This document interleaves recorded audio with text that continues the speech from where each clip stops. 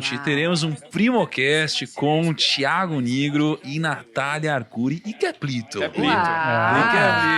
Até que enfim, hein, gente? Demorou muito, mas aconteceu. Caraca, eu queria entender... Enfim, daqui a pouco a gente faz as perguntas difíceis. Por isso, então, estamos aqui com Natália Arcuri, que é fundadora da Me Poupe, especialista em finanças, apresentadora, jornalista, autora de best-seller, o Me Poupe, 10 passos para nunca mais faltar dinheiro no seu bolso e muitos outros adjetivos positivos. Eita. Nath, seja muito bem-vinda. Muito obrigada. Demorou muito tempo, mas acho que as coisas acontecem quando elas precisam acontecer. É um momento muito incrível, ainda mais com o nosso amigo aqui, né, em comum, João Kepler, não é verdade? Maior acionista do Grupo Primo. Verdade. Vamos ver, o Kepler que manda Patrocínio inclusive, da Bossa Nova. Você tem que tomar cuidado com essas coisas que você fala, que o pessoal vai tirar de contexto e falar que o Kepler de fato é nosso sócio, nosso dono. Não sou Agora, sócio, olha, dono. é sério. O Kepler, na verdade, ele é tipo o Nick Fury, entendeu? Ele vai juntando os heróis, entendeu? Ele é o cara que é a liga, entendeu? É isso, mas ele tem a essa capacidade, essa potência mesmo, Exatamente, né, de fazer cara. boas conexões. Boas conexões. Ele vai Tô muito juntando feliz de o estar grupo. aqui com todos vocês. Muito a bom. gente já se encontrou antes em vídeo, mas no podcast é a primeira vez. É verdade. Nath, já se encontrou várias vezes em várias ocasiões, né? Ainda estou todos em vídeo. Caraca. A gente gravou 2 vídeos Deixa pra lá. juntos. Isso, tá bom, O que beleza. aconteceu? Vai. Além disso, estamos aqui também com o João Kepler, o anjo investidor Keplito. e CEO. Keplito, né? Esse negócio de Keplito, E- meu amigo. Na rua, Keplito, eu já sei que é Sabe daqui. que é daqui, Já né, sei que é cara? a turma.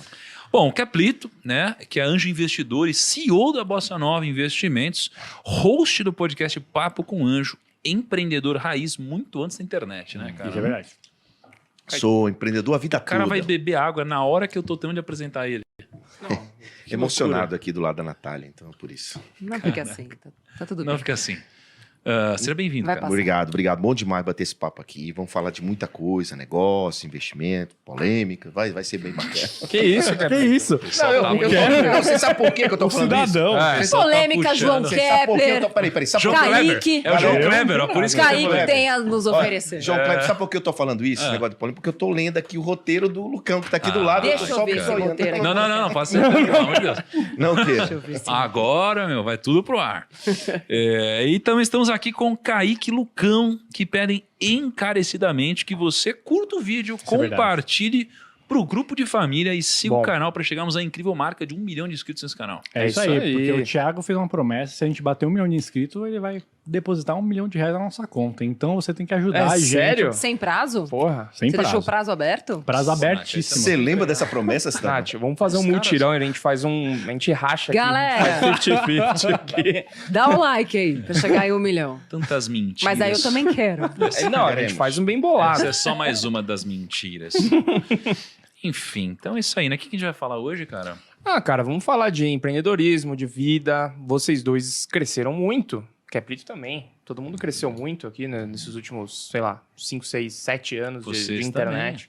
Nós também. É verdade. Todos crescemos muito, não é Vamos, mesmo? vamos conversar bastante É sobre isso esse aí. ecossistema aí de finanças e empreendedorismo que cresceu demais aí. A gente vai falar de curiosidades hoje também? Vamos falar, curiosidades. O que é uma O curiosidade? que você acha que seria aquela pergunta que todo mundo quer fazer Que nesse exato todo momento? mundo quer fazer nesse Que pra exato gente, nesse momento. podcast- Nesse Eu não podcast- sei. Esse podcast, É ali, ó, nesse podcast aqui, ó. Ah, Eu entendi. joguei pra lá. Você já tá Isso. passando a bola pra lá, entendi. Isso. Meu radar Ah. tava aqui, entendi. Eu acho que tem pergunta pra todos os dois que todo mundo quer fazer. Quais? Não. Cite 3. Pra ele e pra você. Cite 3. 3? Manda aí, Três. Keplito. Não, veja vai, bem, você eu tenho que uma tá- curiosidade. Tá. Vamos começar com curiosidade? Vamos ver assim, então. Você pega essa pergunta E deixa e pra você depois. espera, porque eu vou dar os recados do nosso podcast. Tá bom. Aí você, eu quero que você faça essas perguntas assim pra gente começar. Esse recado Nada interessa. contra. De um trade ou de um esquema de pirâmide, mais bem elaborado, assim, sabe? Tipo, alguém vai comprar aquilo, você vai ter que vender para alguém, e não necessariamente aquilo tá, de fato, gerando valor para a sociedade. E o meu negócio surgiu para gerar valor para a sociedade, não para o sócio investidor, nada contra. Mas para mim não servia.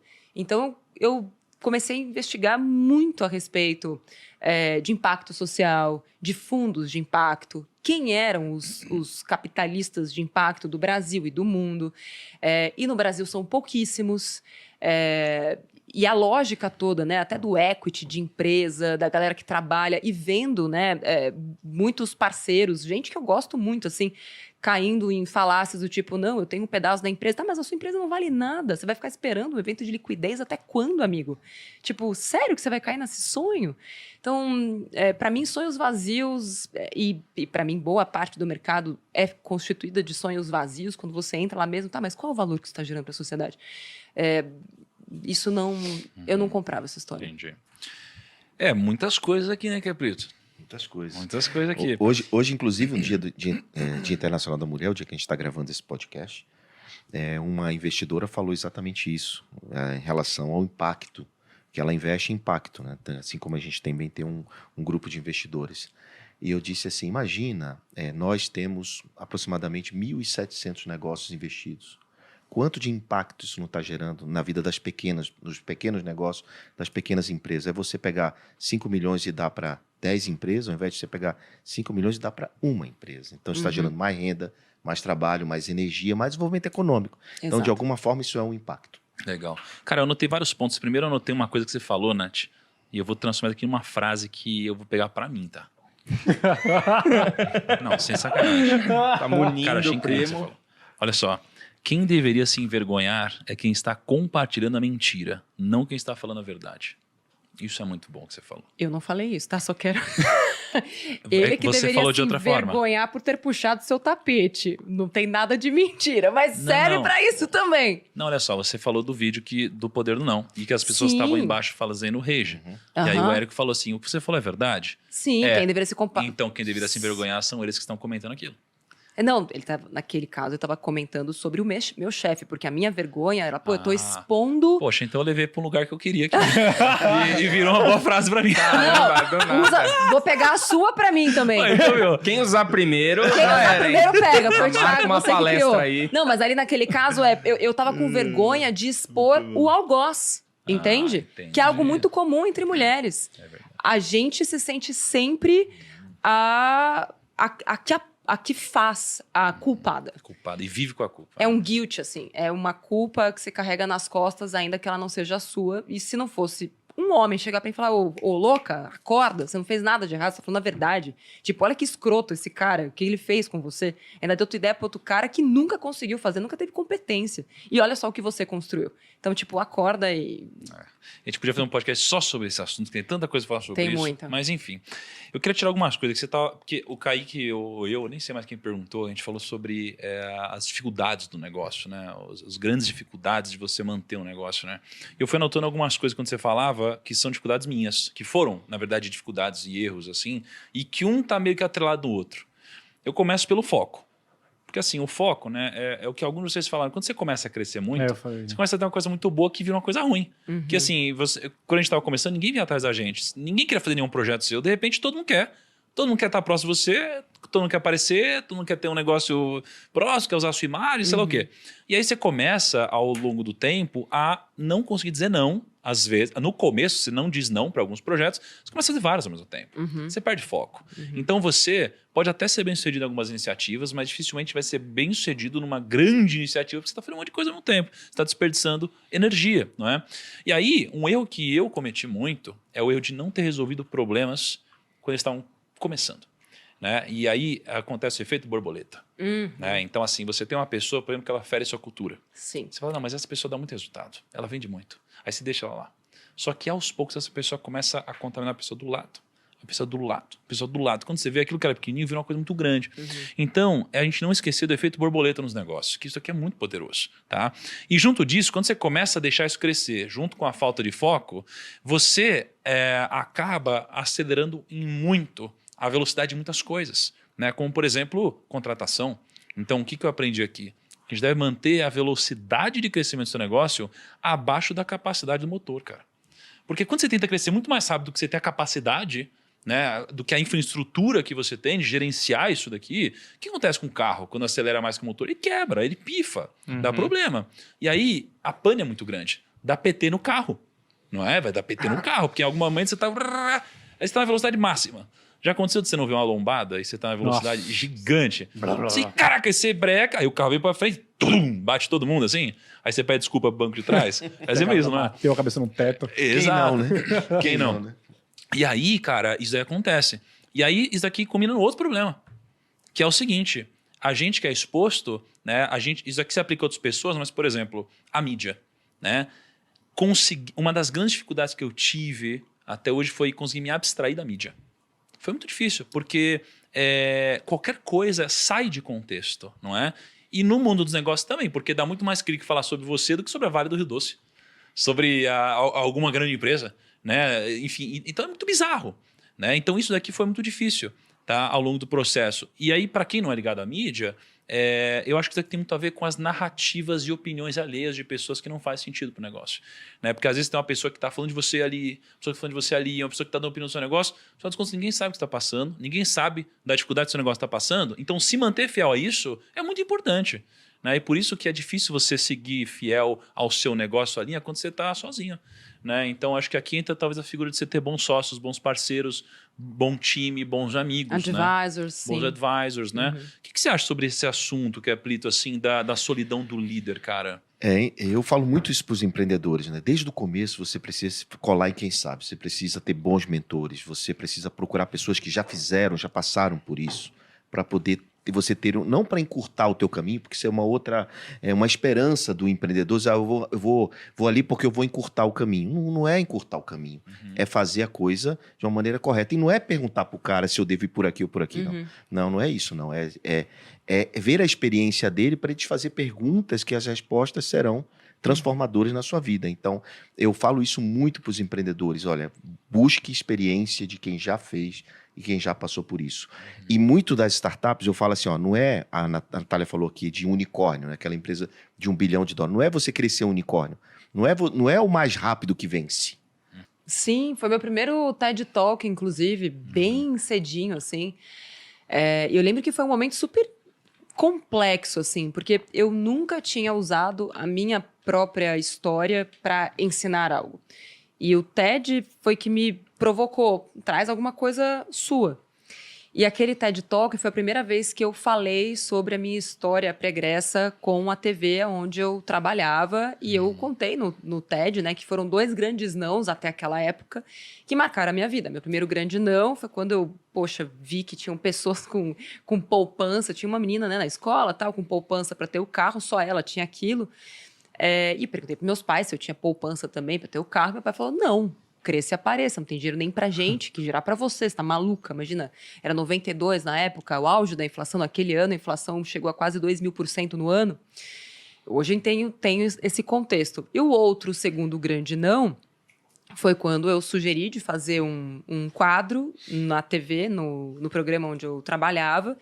Eu criei um reality para transformar pessoas endividadas em investidoras em 4 semanas e sugeri para o diretor... Foi revolucionário na época, né? Que não existiu, né? Na verdade, na época, pegaram a minha ideia e deram para outra pessoa. Desculpa. Eu já estava lá na frente, no seu reality. E foi assim que tudo começou. Isso era 2012, eu tenho um e-mail até hoje sugerindo, né? Quadro de finanças e tal. Coloquei no papel, tudo bonitinho, como seria. Sempre com aquele pensamento, né? De intraempreendedora. Bom, o que eu posso fazer para melhorar? A ideia é tão boa que outra pessoa vai fazer no seu lugar. Isso foi em 2012. Então, eu fiquei de 2012 até 2015 batendo em todas as portas que vocês possam imaginar. E esse foi o meu segundo grande não. Então, foram esses 2 grandes nãos que meio que modelaram a pessoa, né, que eu sou até hoje. E depois, de lá para cá, aconteceram outros nãos. Mas eu nunca tinha contado essa história. E eu me sentia culpada por ela. Olha que loucura. Quando eu fiz o TED Talk, eu assisti ele depois, eu pedi para tirarem do ar. Eu liguei para a pessoa lá do TEDx, falei, você pode tirar ele do ar? Já tinha 6.000 views. E uma galera, assim, comentando embaixo, gente falando, nossa, que legal, gente falando, tipo, que absurdo. Nossa, muito hate, assim, embaixo do TEDx. E aí eu liguei lá e falei, você pode tirar? E eu lembro que o Érico, meu marido, ele falou, você tá maluca que você vai tirar isso? Ele falou, você mentiu? Eu falei, não, a história é essa. Eu falei, então, ele falou, quem deveria se envergonhar são eles. Porque eles pegaram a sua ideia e deram na mão de outra pessoa. Eles te desqualificaram. Eles, te passaram a perna. Então, se você está contando a verdade, você não deveria ter nenhum motivo para ter vergonha disso. E aquilo ficou na minha cabeça até hoje. Então, o não, de fato, para mim, ele é muito poderoso. Quando você sabe usar o não para algo positivo. Aquele não poderia ter sido uma pá de cal nos meus objetivos, nos meus sonhos. Aquilo só me deixou, tipo, ainda mais, assim, com sangue no zóio pra falar, não, isso aqui vai dar certo. Transformou a sua vida, né? Não, e eu tentei durante 3 anos fazer na TV. E o curioso é que eu fiz o canal do YouTube para mostrar para o meu chefe da TV que eu era capaz de ser merecedora daquele quadro. Caramba. Não fiz o canal do YouTube. Você vê a força do não, né? Exatamente. Nada é mais educador do que o não. Total. Mas depende muito de quem recebe. É verdade. Tem muita gente você que viu recebe. Que você teve que aprender a também ver que aquilo ali era importante, que ter falado sobre isso. E que o não, ele não é um abismo. Na verdade, ele é uma lombadinha. Você que decide se você vai atravessar, vai dar um pouquinho mais de trabalho, ou se você vai ficar com ele e vai levar ele para casa com você e vai ficar frustrada para sempre, depois falando que o culpado mesmo era o chefe. Sim. Ô, Nath, só na linha de negócio, assim, o que você teve que tomar decisões difíceis? Por exemplo, lá de trás, assim, o que você acha que você passaria adiante para um empreendedor, assim? Quanto tempo tem esse podcast mesmo? Quanto você quiser. 7 anos esperando, eu espero que você tenha deixado a agenda livre. Tem pelo menos 6 horas aqui, 6 né, cara? horas. Cara, assim, eu acho que cada momento você vai colocando tijolinhos, assim, né? E quanto mais tijolos você coloca nesse seu murinho de competências e de complexidades, mais difícil fica. Então, eu acho que lá no começo foi muito difícil selecionar os parceiros. E eu coloquei isso, né, meio que uma hierarquia de valores para Me Poupe desde o começo, dizendo, não vamos trabalhar com bancos. Ah, mas a gente quer dar dinheiro. Não. E é fácil você dizer não quando o seu negócio tá, tipo, voando. O meu negócio não tinha nada, era eu, né, Mariana, uma margaré, colher de pau pra fazer o foco na câmera, mais nada. Mas eu falei que se eu ensino educação financeira e tudo que o banco tem é uma deseducação financeira, eles podem dar o dinheiro que for. A resposta é não. Mas você sustentar isso quando o time começa a crescer ou quando a pressão externa começa a vir, é difícil. Para mim, a constituição de um time até hoje é a parte mais desafiadora. Principalmente porque eu sempre fui muito sozinha. Então, eu trabalhei em 2 empresas que hoje talvez sejam diferentes, mas na época que eu trabalhei lá, elas tinham tudo menos uma modelagem de gestão. Trabalhei no SBT, onde a regra é o Silvio manda, você obedece, e se ele acordar um dia de mau humor, ele vai demitir todo o programa, sem nenhum tipo de explicação. Essa era a vida na Record, no SBT. Na Record... Você era jornalista? Sim, repórter. Não SBT. No SBT também. Comecei como estagiária lá. Fiquei lá de 2004 até 2008, acho, alguma coisa assim. Na Record, as pessoas... Era mais difícil você ser demitido na Record. Não tinha assim, tipo, o bispo acordou de mau humor. Não era exatamente assim. Mas a regra era, se você é amigo do bispo, se você faz parte ali da patotinha do futebol ou da igreja, você tem o reino do céu. Essa Era mais fácil você conseguir alguma coisa. se você fosse homem e jogasse bola. Se você for mulher, não jogar bola. O futebol é um baita de um networking. Né? Exato. Então, essa era a realidade.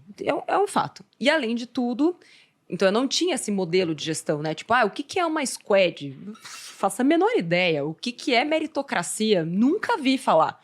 Meritocracia lá manda quem pode, obedece quem tem juízo. Então, foi nesse contexto em que eu vivi. Então, eu sempre soube o que não fazer, mas ninguém me ensinou o que fazer. E desde então, eu tenho estudado e às vezes falho, como qualquer ser humano vai falhar. Mas acho que para mim o difícil é, como repórter, na minha profissão pregressa, eu acho que esse é, inclusive, um dos motivos do Me Poupe ter crescido tanto com 0 investimento, a gente nunca teve investimento externo, é que é uma carreira muito solitária. Você sai para a rua com 2 pessoas, com uma pauta na sua mão e te mandam para a rua com a obrigação de voltar com um material extremamente rico em um único dia, que precisa ser editado para o dia seguinte e precisa dar audiência, porque se não der audiência, você será demitida. Você tem que dar resultado. E era um documentário por dia, no meu caso. E eu vi, né, cenas grotescas, enfim, conheci o Brasil, que foi muito bom também. Então, tipo, conheço o Brasil de cima a baixo. Favela, desmoronamento... Já tive que negociar com um traficante, não a droga, mas a matéria. E isso foi me forjando, assim, né? Como profissional, como ser humano. Mas quando você inverte essa lógica, eu fui sozinha durante muito tempo, mesmo na Me Poupe, e você começa a constituir um time, eu acho que aí as complexidades começam a aparecer. Você ainda se sente sozinha hoje, Nath? Acho que sim. Tem a solidão do líder? Eu acredito que Ainda hoje menos. Hoje menos. Mas quem é assim, teu consultor? Quem é teu mentor? Quem é que você, conselheiro, que você vai... eu perguntar? tenho vários. E é por isso que eu não me sinto sozinha, né? Eu fui selecionando algumas pessoas. Hoje eu tenho 2 executivas, né? Que tem ali um... Não, mas calma aí, Caprito. Oi. Deixa eu perguntar uma coisa assim. Eu quero saber, emocionalmente, você se sente Sei. Responda solitária você ainda? primeiro. Tô falando faz Não, eu muito posso tempo. te responder. Fala. Calma, é que eu tenho muitas coisas pra falar aqui do que você falou.